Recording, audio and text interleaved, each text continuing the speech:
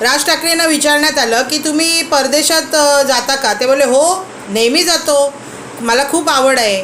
तर असाच एकदा मी स्वित्झर्लंडला गेलेलो. माउंट ॲटलास तुम्हाला माहितीच असेल. तिथे वरती चढलो आणि तिथून अशा त्या ट्रॉलीजनी उतरायचं असतं. तर तिकडून मी जेव्हा उतरत होतो तेव्हा खाली मला एक वडापावचं शॉप दिसलं, म्हणजे स्वित्झर्लंडमध्ये वडापाव. आणि त्याच्यावर लिहिलेलं होतं की वडापाव आणि कॅफे, म्हणजे कॅफे नव्हतं लिहिलं तर लिहिलेलं कॅफे. तर मी ते बघितलं आणि खाली आलो आणि वडापाव दिसल्या मला इच्छा झाली आणि मी तो वडापाव बघितला. पण त्या वडापावची मृत्यू आधीच झालेली होती थंडी असल्यामुळे. तरी मी ते वडापाव घेतला आणि खायला सुरुवात केली. इतक्यात मी खात असताना माझ्या हाताखालून एक माणूस आला आणि बोलतो, तुम्ही राज ठाकरे ना? मी घाबरून गेलो एकदम.